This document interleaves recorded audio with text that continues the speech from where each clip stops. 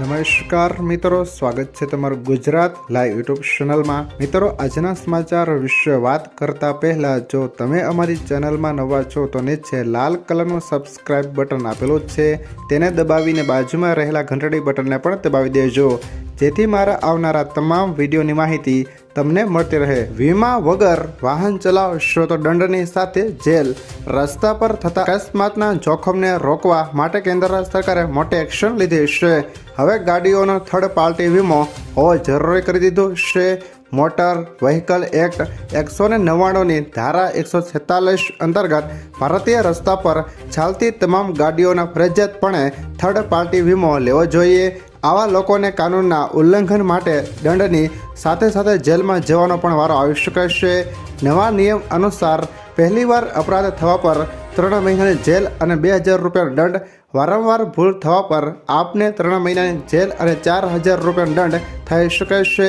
જો આપની ગાડીનો ઇન્સ્યોરન્સ પણ ખતમ થઈ ચૂક્યો હશે અથવા થવાનો હશે તો તાત્કાલિક પોલિસી રિન્યૂ કરાવી લેજો, નહીતર આ ભૂલ ભારે પડી શકે છે। ત્યારબાદના મહત્વના સમાચાર વિશે વાત કરીએ તો લોકસભા ચૂંટણીમાં ઝટકા બાદ એક્શનમાં યુપીના સીએમ યોગી। ઉત્તર પ્રદેશમાં ભારતીય જનતા પાર્ટીને લોકસભા ચૂંટણીમાં ભારે નુકસાન થયું છે। માનવામાં આવે છે કે વારંવાર પેપર લીકના કારણે યુવાનો સરકારથી નારાજ છે।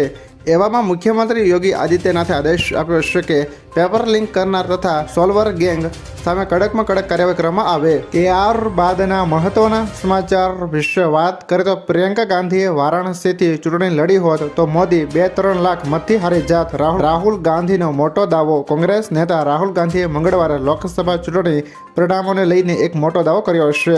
રાયબરેલીમાં આયોજિત એક કાર્યક્રમમાં તેમણે કહ્યું હતું કે જો મારી બહેન પ્રિયંકા ગાંધી વારાણસી બેઠક પરથી ચૂંટણી લડી હોત તો તે મોદીને 2-3 લાખ મતથી હરાવી દેત। આ વાત હું અહંકારમાં નથી કહેતો, પરંતુ એટલે કહું છું કે વડાપ્રધાને દેશની પ્રજાને સંદેશ આપી દીધો છે કે તમારું રાજકારણ અમને પસંદ નથી અને અમે તેની વિરુદ્ધ છીએ। અમે નફરત હિંસાની વિરુદ્ધ છીએ। ત્યારબાદના મહત્વના સમાચાર વિશે વાત કરીએ તો ખેડૂતોને વરસાદના કારણે પાક નુકસાનની સહાય મળે છે। કૃષિ વિભાગના સર્વે મુજબ 10,943 ખેડૂતોને નુકસાન। રાજ્યમાં મે મહિનાના દરમિયાન થયેલા કમોસમી વરસાદમાં કૃષિ અને બાગાયતી પાકને ઘણા મોટા પાયે નુકસાન થયું હતું। કૃષિ વિભાગ દ્વારા કરાયેલા સર્વેમાં 7 જિલ્લામાં 16,177 હેક્ટર વિસ્તારમાં નુકસાન થયું હોવાનું બહાર આવ્યું છે।